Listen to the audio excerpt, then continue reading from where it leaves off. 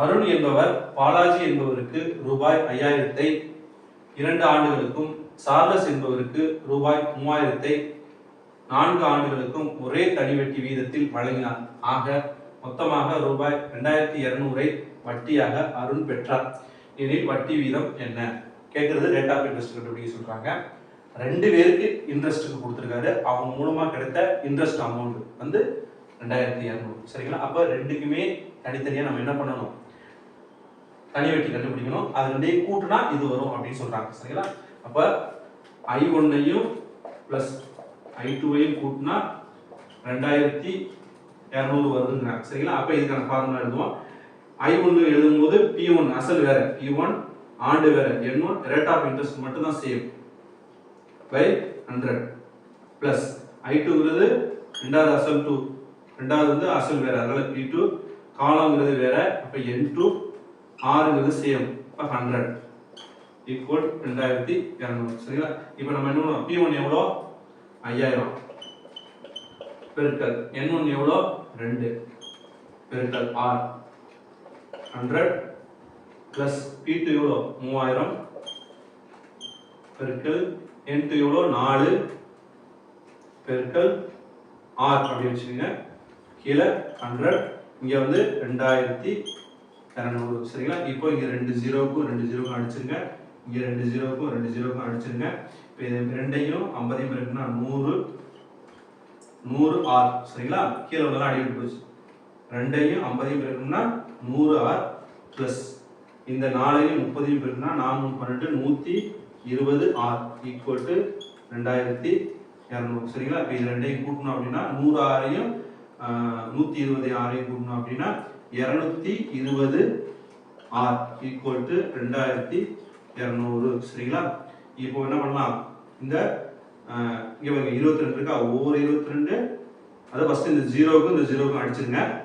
அடுத்து ஒவ்வொரு 22 22, இங்க ஒவ்வொரு 22 22, இங்க இந்த 0 சேர்த்துருங்க. சரிங்களா? அப்ப இப்போ ஃபர்ஸ்ட் இந்த 0வையும் இந்த 0வையும் அடிச்சிட்டோம். அப்புறம் ஒவ்வொரு 22 22, ஒவ்வொரு 22, அப்புறம் இந்த 0 சேர்த்தோம். அப்போ R ஈக்குவல் டு 10.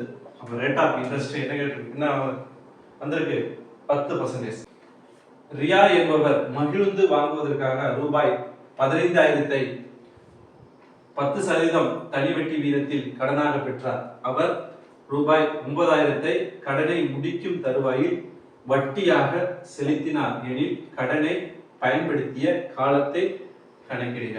அதாவது நம்பர் ஆஃப் டென்யூர், காலம் இந்த கணக்கில் கண்டுபிடிக்க சொல்லியிருக்காங்க. இதுல வந்து 9000 கடனை முடிக்கும் தருவாயில் அப்படின்னு சொன்னதும் நம்ம கன்ஃபியூஸ் ஆகிக்க வேண்டாம். அதாவது அந்த சிம்பிள் இன்ட்ரெஸ்ட்டை தான் வந்து அவர் 9000 கொடுத்துருக்காரு. சரிங்களா? அப்ப இந்த கணக்குல வந்து அசல் இருக்கு, இன்ட்ரெஸ்ட் இருக்கு, ரேட் ஆஃப் இன்ட்ரெஸ்ட் இருக்கு. சரிங்களா? நம்ம என்ன கண்டுபிடிக்கணும்? n கண்டுபிடிக்கணும். சரிங்களா? அப்ப ஃபர்ஸ்ட் இன்ட்ரெஸ்ட்க்கான ஃபார்முலா PNR/100. சரிங்களா? இப்போ நம்ம கண்டுபிடிக்க வேண்டியது என்னது? n. அப்ப நமக்கு n மட்டும் இங்க இருக்கணும், மிச்சதெல்லாம் இந்த சைடு வந்துடும். ஏற்கனவே சொல்லியிருக்கேன். அப்ப வந்து 100 வந்து ஐயோட பெருக்கிறோம். 100 I ஈக்குவல் டு n மட்டும் தான் அங்க இருக்கணும். மற்றபடி அந்த என்னோட பெருக்கிட்டுலாம் இந்த சைடு வந்துடும். Pயும் Rயும் அந்த தொகுதியில் இருக்கு. இந்த சைடு வந்து என்ன ஆயிரும்? பகுதியில் வந்துடும். PR. சரிங்களா? Right, okay. இப்போ 100 I எவ்வளவு கொடுத்துறாங்க? 9000 பை P எவ்வளவு கொடுத்துருக்காங்க?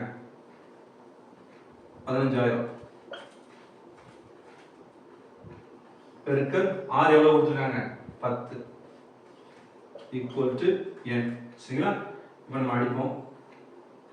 ஃபர்ஸ்ட் 3 0க்கும் 3 0 அடிச்சிருவோம். சரிங்களா? இப்போ ஒரு 0க்கும் ஒரு 0 அடிச்சிருவோம். அடுத்து நம்ம என்ன அடிப்போம்? இதை என்ன அடிக்கலாம்? இதை 5 அடிப்போம். 3 5 15 2 10.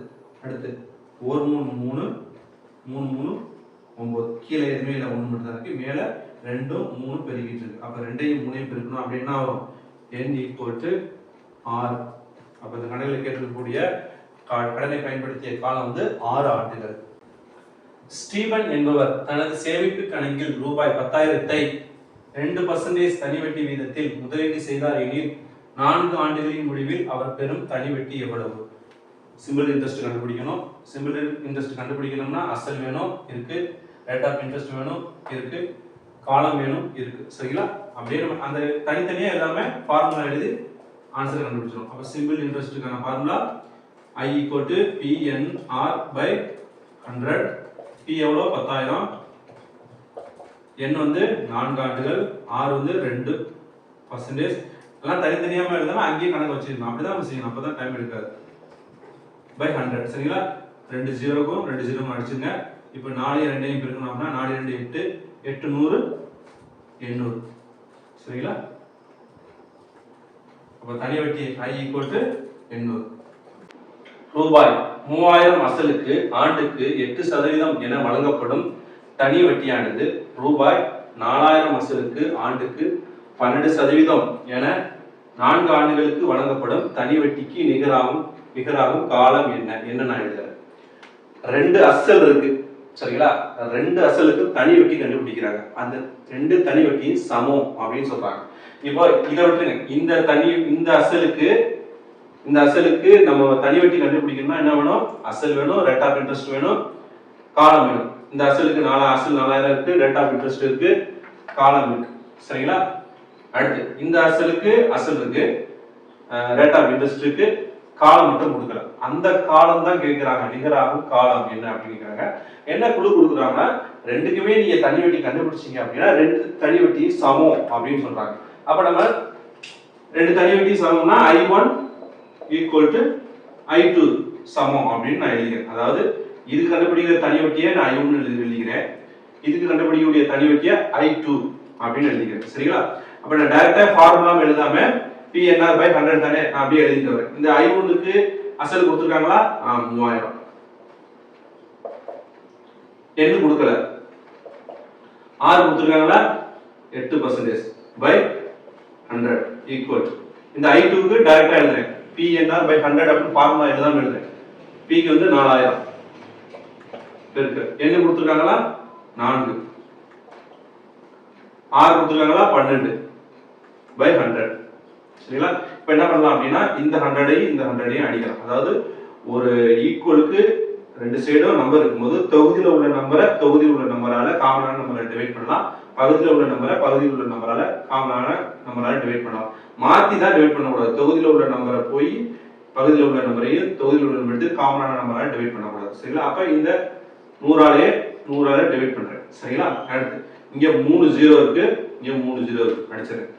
சரிங்களா? அடுத்து 1 3 3 4 3 12. சரிங்களா? அடுத்து இதை வந்து 4ஆல டிவைட் பண்ணுவோம். 7 4 8 1 4 4. சரிங்களா? மறுபடியும் இங்க வந்து எண்ணு மட்டும் தான் இருக்கணும். இப்போ 2 மட்டும் தான் இருக்கு. 2ஐயும் நம்ம டிவைட் பண்ணணும். 1 2 2 2 4. சரிங்களா? அப்ப இங்க இருக்கிறதுலாம் வந்து எண்ணு மட்டும் தான். 1 இருந்துச்சுன்னா நம்ம கணக்குல எடுத்துக்க வேண்டியது. இங்கெல்லாம் 1 தான் இருக்கு, இங்க 1 தான் இருக்கு, இங்க 1 இருந்தா நம்ம கணக்குல எடுத்துக்க வேண்டியது. எண்ணு மட்டும் தான் இருக்கு. அப்ப n இங்க 1 தான் இருக்கு. 1 எல்லாம் விட்டுருங்க. மிச்சம் 2 4 பெருகிட்டு இருக்கு. 2 4 பெருகிட்டு இருக்கு. அப்ப n equal to 8. அப்ப தேவைப்பட்ட காலம் 8 ஆண்டுகள். ஒரு தொகையானது 3 ஆண்டுகளில் 12% தனி வட்டி வீதத்தில் தொகை, அதாவது தொகைனா மொத்த தொகை ரூபாய் 17,000 ஆக கிடைக்கிறது எனில் அந்த தொகையை காண்க. அசலை கண்டுபிடிக்க சொல்லியிருக்காங்க. மொத்த தொகை கொடுத்துருக்காங்க. அப்ப மொத்த தொகைக்கான ஃபார்முலா தான் நம்ம எழுதணும். சரிங்களா? அது மூலமா தான் ஆன்சரை கண்டுபிடிக்கணும். அப்போ A equal to P bracket 1 plus NR by 100. சரிங்களா? A எவ்வளவு கொடுத்துருக்காங்க? 17,000. P தான் கண்டுபிடிக்கணும். 1 plus N எவ்வளவு கொடுத்துருக்காங்க? 3 ஆண்டுகள், 3 பெருக்கல். R எவ்வளவு கொடுத்துருக்காங்க? 12 by 100. இப்போ வந்து இதை நம்ம 4ஆல் டிவைட் பண்ணுவோம். 3 12, 100ல வந்து 25 4 இருக்கு. equal P 1 plus 3 பெருக்குனா 9 by 25. சரிங்களா? P bracket இப்போ நம்ம குறுக்கு பெருக்கல் பெருக்க போறேன். 25 1 பெருக்கணும்னா 25, 25ஓட 9 கூட்டணும் அப்படின்னா 34 by 25. சரிங்களா? இங்க 17,000 நம்ம இங்க வச்சு அடிக்கலாம். இங்க தொகுதியில இருக்கு, இதுலயும் தொகுதியில இருக்கு. ஒரு 17 17 இந்த 3 0 சேர்த்துக்க வேண்டியதான். 2 17 34 சரிங்களா. ஒரு 17 17 இதை நம்ம இங்கே போட்டோம், 3 0 சேர்த்துக்கிட்டோம். 34 வந்து 2 17 34 சரிங்களா. Right okay. இப்போ வந்து 2ஆல டிவைட் பண்ணலாம். ஓ 2 2 1000 வந்து 500 502 சரிங்களா. அப்போ இங்க வந்து இருக்கிறது 500 ஈக்குவல் டி என்ன இருக்கு 1/25 தான் இருக்கு சரிங்களா. இந்த 25 என்ன பகுதியில் இருக்கு, இந்த சைடு வந்தா தொகுதியில் வந்துடும் சரிங்களா. இங்க எழுதுற இடம் இருக்கு. இப்ப 500 பெருக்கல் 25 ஈக்குவல் பி. பி ஒன்னே இருக்குன்னா பி தான் சரிங்களா. இந்த பகுதியில் இருக்கக்கூடிய 25 இந்த சைடு தொகுதியில் வந்துடும். 500 பெருக்கல் 25 எழுதிட்டேன் சரிங்களா. அப்போ 0 விட்டுருங்க. 5 25 வந்து 125. இப்போ இந்த 2 0 சேர்த்துங்க ஈக்குவல் டு பி. இப்போ நமக்கு கேட்கப்பட்ட அசல் வந்து 12500. தேங்க்யூ.